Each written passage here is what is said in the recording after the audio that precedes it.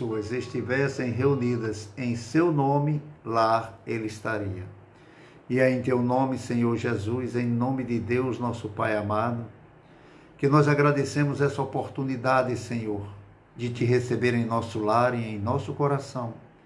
E pedirmos, Senhor, pelos nossos entes queridos que partiram, pelos nossos amigos e pelos que estão ainda aqui muito aflitos, os pais de famílias desempregados e aqueles, Senhor, que estão lutando ainda nos leitos dos hospitais para vencer esses momentos difíceis em suas dores. Que nós estejamos sempre dispostos a ser servo da Tua vontade, Senhor, levando palavras de fé e de esperança aos aflitos e aos sobrecarregados. Nos inspira a cuidarmos também de nós mesmos, a fim de que, Senhor, nós possamos, no final do dia, darmos graças por mais uma vitória. E assim sendo, em Teu nome e em nome de Deus, que iniciamos o estudo da noite de hoje. O tema é maravilhoso, o tema é extraordinário e muito propício. Vocês estão de parabéns pela escolha dos temas. Jesus, através do evangelista Lucas, no capítulo 12, versículo 47 e 48, ele diz: porque aquele servo que soube a vontade de seu Senhor e não a percebeu, e não obrou conforme a sua vontade, dá-se-lhe-ão muitos açoites. Mas aquele que não a soube, aquele que fez coisas dignas de castigo, levará poucos açoites, porque a todo aquele a quem muito foi dado, muito será pedido. E aos que muito lhe foi confiado, mais contas ainda lhe pedirão. Porque no Evangelho de João, no capítulo 9, do versículo 39 a 41, Jesus diz: vinde a mim, eu vim também a este mundo para exercitar um juízo, a fim de que os que não veem vejam, e os que veem se tornem cegos.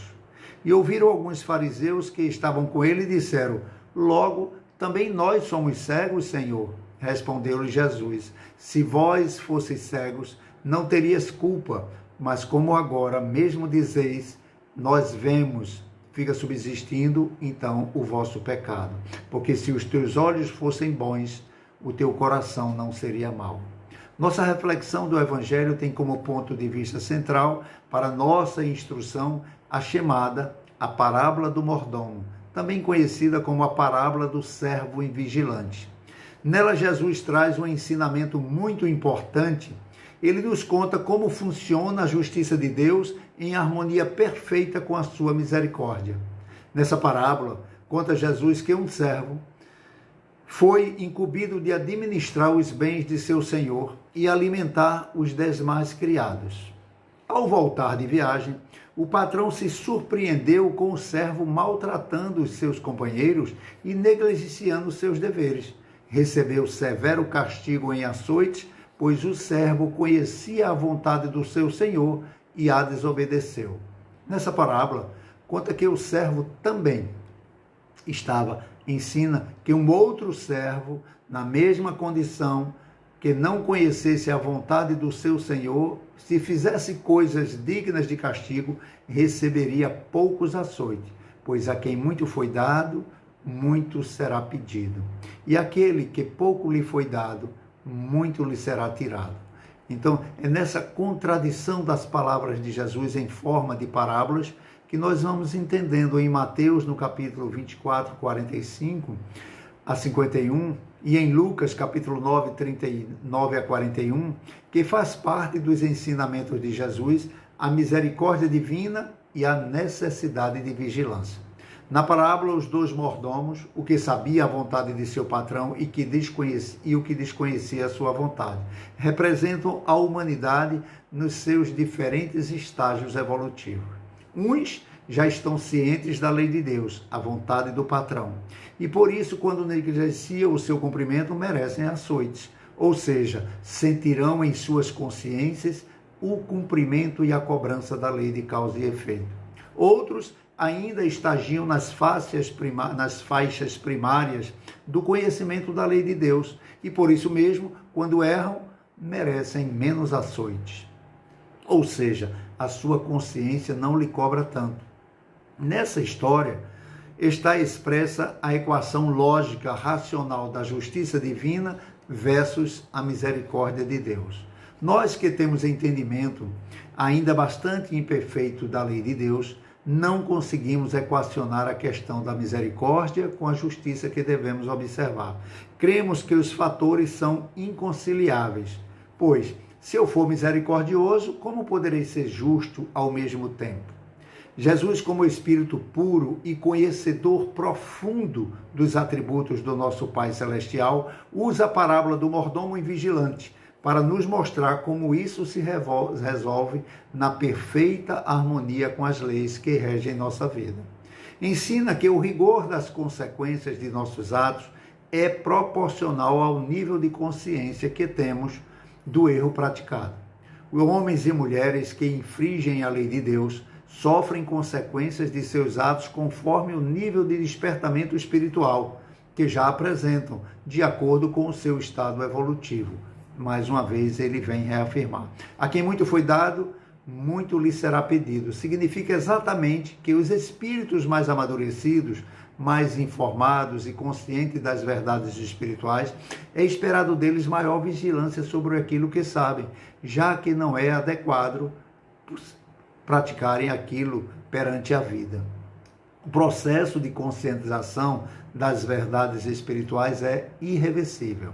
Aquele que já sabe a vontade do Senhor, não cabe o beneplácito do atenuante da ignorância. Importante para todos nós que somos os modernos aprendizes do Evangelho de Jesus. Percebemos a nossa posição em relação ao conhecimento espiritual libertador de nossas almas, que ao mesmo tempo que nos liberta, nos caracteriza a responsabilizar-se pela lei sábia e justa da vida com maior ou menor rigor de responsabilidade. E nós já sabemos muita coisa, que ao longo de nossa jornada vai nos clareando o entendimento e proporcionando o adiantamento espiritual relativo perante aqueles que desconhecem da existência de Deus e, por isso mesmo, ainda são situados no atenuante do mordomo ignorante, da parábola que cometeu faltas, daquele que cometeu faltas dignas de ser severo castigo, mas com certeza receberá poucos açoites. Já aprendemos que não somos apenas um corpo material, mas sim uma alma imortal, e ainda assim nos comportamos como se fosse somente um corpo, e usufruímos das coisas apenas na busca do prazer e fuga da dor, despreocupados com as questões do espírito. Já aprendemos que a lei de reação nos alcança indistintamente e a todo momento, e que nossos atos antiéticos sofrerão as consequências drásticas pelos danos que causam aos demais. Ainda assim, vivemos competitivamente na base do salve-se quem puder, como se a regra fosse levar vantagem em tudo. Já aprendemos que a reencarnação é fator de misericórdia divina, a fim de que conquistemos vida após vida, encarnação após encarnação, a perfeição relativa que nos cabe alcançar como meta espiritual. Mas ainda assim, pautamos nossa existência como se fosse uma única, escravizados à ilusão de que estamos na terra para gozar ou para morrer de medo, para fruir, aproveitar e não aprender e a amar servindo aos outros. Como Jesus bem asseverou, ama ao próximo como a ti mesmo. Então, o cuidado que nós temos que ter conosco, nós temos que estender ao outro. Nós já aprendemos que atraímos companhias espirituais em sintonia com nossos hábitos, com nossos gostos, com nossas predições. Nós vamos nos sintonizando também com os anjos do amor, quando perseveramos no bem, quando os gênios da escuridão também nos estacionam no mal, quando assim nós abrimos a porta do nosso coração com o medo, com a ansiedade e com a angústia. Ainda assim, nesse mesmo conhecimento que temos, nossas atitudes e pensamentos revelam um instinto muito exacerbado, desejos inferiores e interesses mesquinhos que nos tornam companhias favoritas de adversários do bem, ao que nós chamamos de nossos obsessores. Na verdade, são irmãos iguais a nós, que estão ainda envolvidos na irresponsabilidade e quando nós a praticamos, automaticamente eles passam a ser nossas companhias. Mas nós já temos noção de que nossos familiares problemas, nossos companheiros difíceis, nossos adversários assumidos são, em verdade, cobradores de um passado de equívocos espirituais que hoje nos batem à porta para que com eles nos reconciliemos sem cair no jogo escravizante da agressão que nada conduz. Ainda assim, nós fazemos o jogo da vingança, sim, da revanche, da hostilização, penetramos nas faixas do entendimento, do desentendimento, perpetuando para o futuro novas expiações nas mesmas companhias, em situações talvez de subalternidade e de domínio. Então é preciso que nós tenhamos controle sobre nossas emoções, porque nós já percebemos a lei de Deus, que ela se resume no impositivo, amar o próximo como a nós mesmos, conquistando méritos para o amor, para que o amor nos chegue como socorro às nossas dores e nossos sofrimentos, tanto quanto o entendemos aos companheiros e companheiras de jornada. Se queremos para nós o alívio de nossas dores, temos que desejar também para o nosso próximo. Ainda assim, nós nos deixamos conduzir pelas diretrizes do orgulho e do egoísmo. Estamos sempre desatentos de que apenas o amor nos libertará desses dois sequazes do mal que tanta desigualdade e intolerância espalha pelo mundo. Vejamos que não podemos alegar ignorância à luz imperecível dos ensinamentos de Jesus Cristo, que já nos alcança e nos orienta há mais de 2000 anos. Na obra Fonte Viva, no capítulo 27, psicografia de Emmanuel através do querido Chico Xavier, ele diz: em seus caminhos a destruição e miséria, que é um ditado de Paulo nos Romanos, capítulo 3, versículo 16. Quando o discípulo se distancia da confiança do mestre e se esquiva a ação nas linhas do tempo, ao que o divino apostolado nos alegou, preferindo a senda vasta de infidelidade à própria consciência, ele cava sem perceber largos abismos de destruição e miséria por onde passa. Se cristaliza a mente na ociosidade, elimina o bom ânimo no coração dos trabalhadores que o cercam e estrangula as suas próprias oportunidades de servir.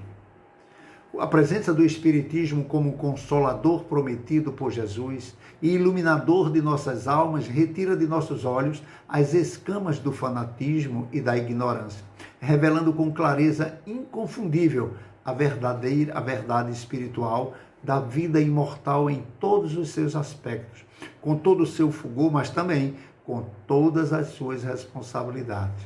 Poderia até nos ocorrer nesse instante o pensamento: para que eu fui me esclarecer então? Melhor seria viver na ignorância com o atenuante do desconhecido perante a lei quando eu cometesse algum equívoco. Reflitamos. Só porque nossos olhos se acostumaram com a escuridão, nós vamos recusar a luz do sol?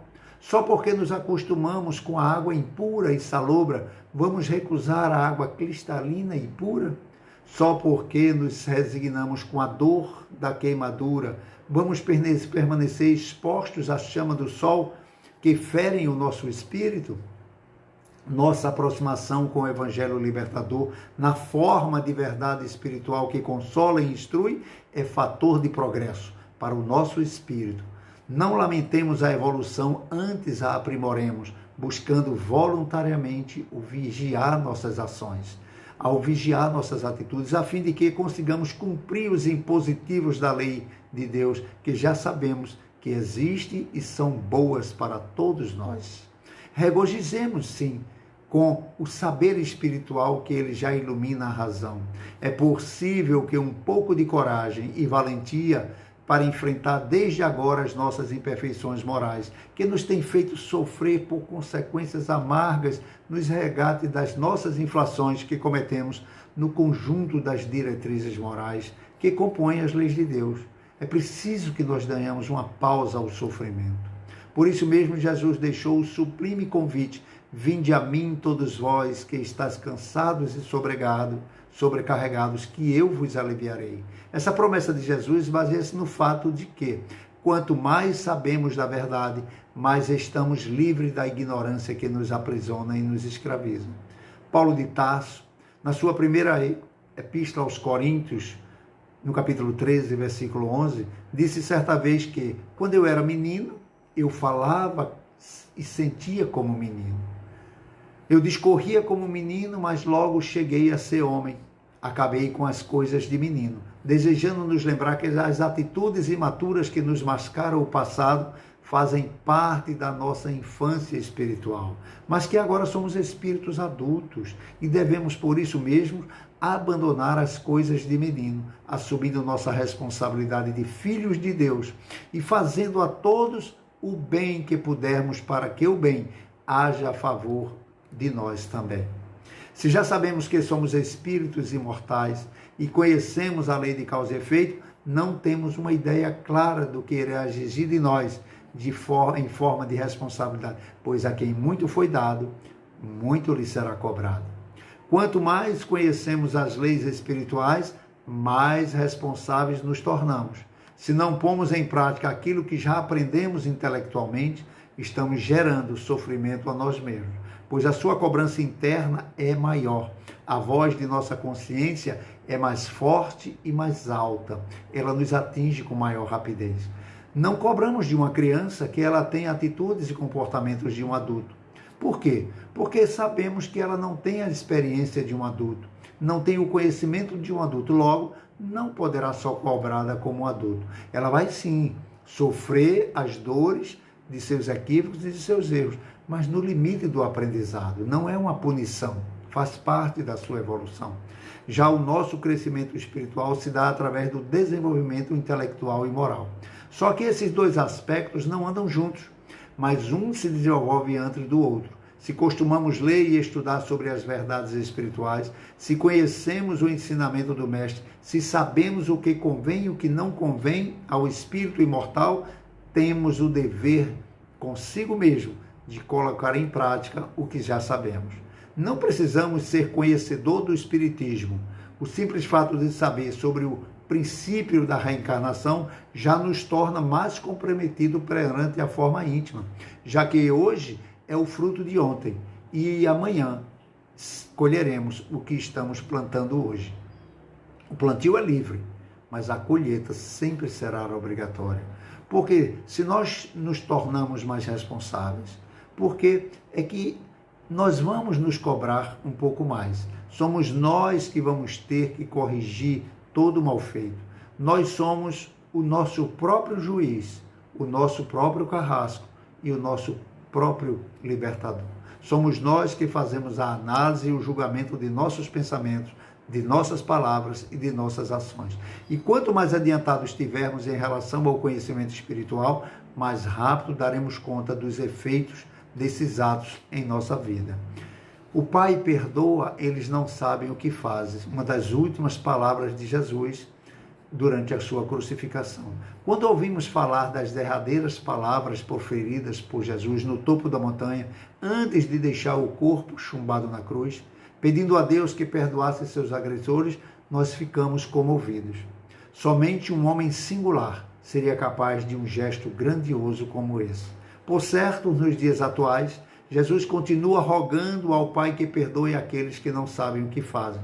Ainda hoje, mais de 20 séculos transcorridos do drama do Calvário, enormes grupos de almas humanas seguem agindo e reagindo na vida sem saber ao certo o que fazem e por que fazem. Aqueles que estão se enriquecendo materialmente, graças à exploração das drogas, da sexolatria, da criminalidade, em cujo cenário de horror tomarão crianças, jovens, homens e mulheres, será que eles sabem o que fazem? Será que imaginam que deverão reestruturar e reerguer o caos moral dos vícios perniciosos ou da loucura, todos esses que hoje em dia se submetem como verdadeiros juízes inconsequentes? Ao pensarmos nesses que glorificam no mundo, recheando suas contas bancárias com o dinheiro desviado do leite destinado à infância pobre, da saúde do povo necessitado, da moradia dos que vivem ao relento, dos remédios das massas enfermas, das escolas de tantos analfabetos, do transporte dos que se demoram a pé, será que se dão conta do que fazem? Será que sonham sequer com o tempo de devolver moeda por moeda, centil por centil, no dizer do Cristo, aquilo do que usurparam, cínica e friamente nos dias do seu transitório poder? Se soubessem, não fariam. Se considerarmos esses que, intelectualmente bem dotados, se utilizam do nome de Deus e de seus ensinos de Jesus Cristo, a fim de submeter consciências, de exercer o domínio aos que pensam pouco, conseguindo criar terríveis exércitos de fanáticos, capazes de qualquer violência e barbarismo, em nome daquele que ensinou e viveu o amor, o perdão e a paz, será que eles sabem o preço de sua conduta? Será que supõem que terão necessidade de reconstruir a verdadeira confiança em Deus no Cristo nessas almas desvaradas a que se perderam? Será que cogitam de um reencontro com essas pessoas após a morte do corpo físico? Não, não imaginam, é bem certo. Se tivessem a mínima percepção da gravidade de suas práticas, não o faria. Daí Jesus ter dito, Pai, perdoa. Eles não sabem o que fazem. Ignorância, orgulho, egoísmo, mas com a bondade e a misericórdia de Deus, todos irão ter a oportunidade de se refazer. Quando vemos o eco da voz do celeste guia, nascida do alto do Gólgota, encontra sentido ante os ouvidos do Pai Celeste, porque muitos, na ânsia de conquistar vitórias materiais definitivas, no mundo transitório, ferem, exploram, amedrontam, usurpam, corrompem, mentem, desnaturam e sorriem, dando-se por triunfantes exatamente porque não sabem o que fazem. Jesus assim é o grande amor, pouco amado, que no momento de profunda dor moral, fisicamente abatido, humilhado por aqueles os quais veio amar, ainda suplicou ao Pai a necessidade do perdão para todos eles. Uma pessoa não esclarecida pode colher uma próxima encarnação o que planta hoje, mas o esclarecido, o que conhece a verdade, é provável que colha rapidamente, quase que imediato, o que se planta. Pois quando cometemos um erro, imediatamente nossa consciência resiste a essa falta e ela nos cobra por isso a reparação perante as leis cósmicas. E ao se conscientizar disso, estando os mecanismos reparadores naturalmente entram em ação, nos dando a oportunidade de consertar e indenizar o erro cometido, que não se faz por esperar. Quantos tiveram a bênção de voltarem agora para a pátria espiritual através desse pequeno vírus e agora estão tendo a oportunidade de refazerem a sua consciência, de frearem os seus instintos gananciosos, de frearem os seus projetos que iriam lhe colocar numa situação muito mais difícil, e Deus os libertou e os resgatou, voltando para a verdadeira vida, para iniciar mais rapidamente o retorno, para agora sim corrigirem com mais consciência. Somos imagem e semelhança do Criador, imperfeitos, mas perfectíveis. Cada novo aprendizado posto em prática é mais um pequeno passo rumo à perfeição. Mas precisamos pôr em prática, precisamos transformar o conhecimento e a sabedoria. Temos todas as condições de perfectibilidade e a cada passo vamos dando um passo para preenchê-las. A perfectibilidade precisa de nosso consentimento e reconhecimento, ou não se realiza. Só conseguimos praticar aquilo que conhecemos, aquilo que aceitamos como verdadeiro. Por isso, nossa responsabilidade aumenta de acordo com o nosso conhecimento. A tecnologia que vivemos nesse início do milênio sempre esteve à nossa disposição.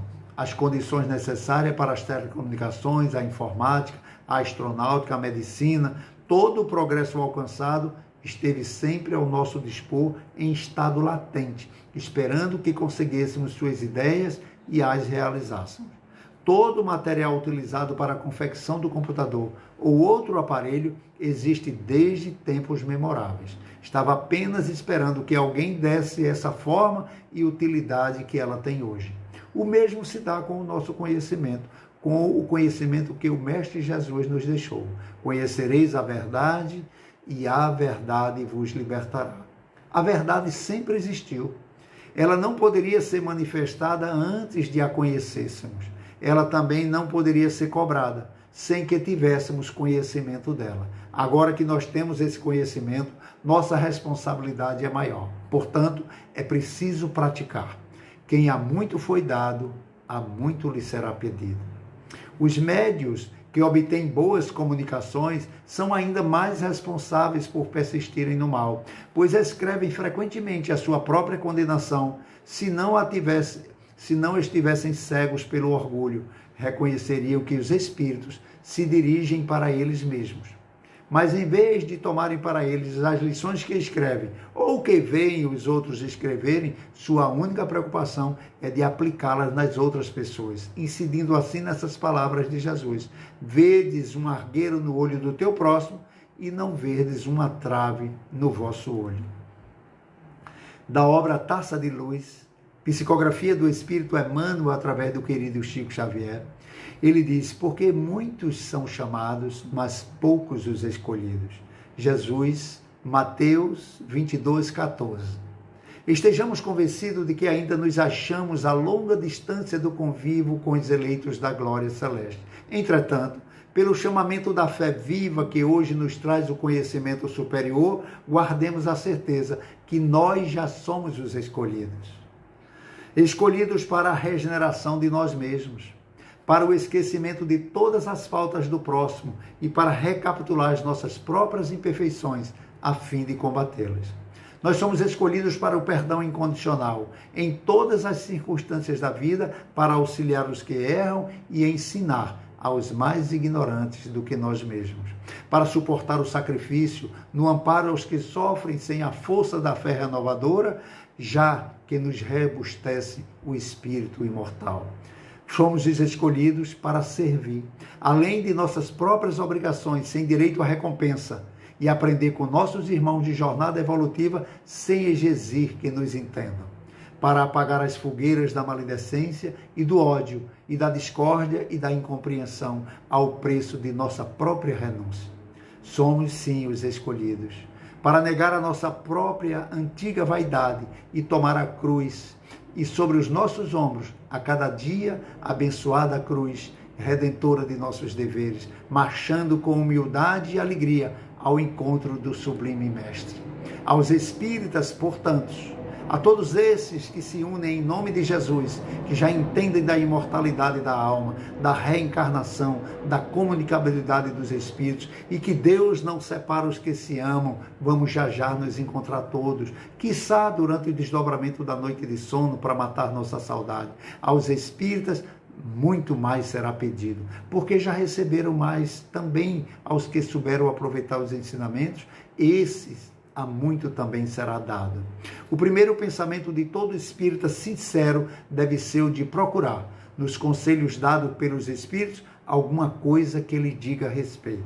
O espiritismo vem multiplicar o número dos chamados e pela fé que proporciona, multiplicará também o número dos escolhidos.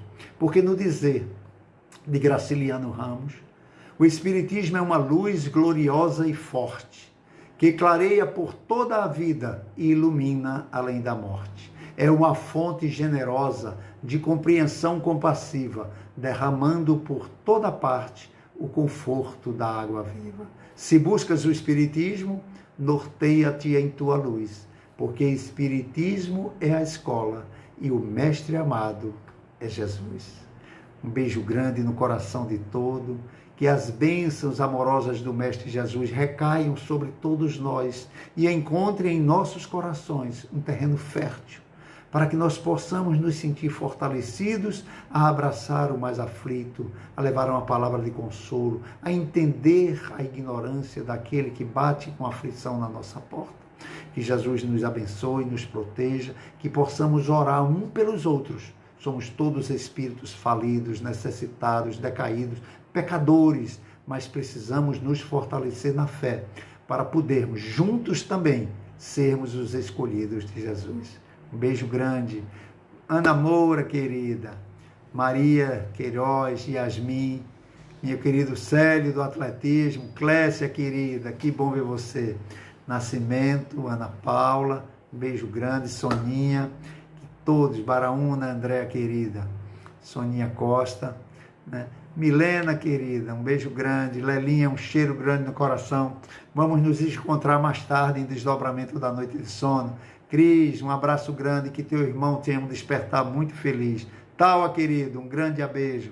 Um abraço no seu amigo que desencarnou, Edson, grande abraço para ele, que ele tenha um despertar feliz. Valmir, querido, conseguiu acordar às 6h10 e entrar. Anne Moura, um beijo grande, fiquem com Deus. Soninha Costa, grande abraço.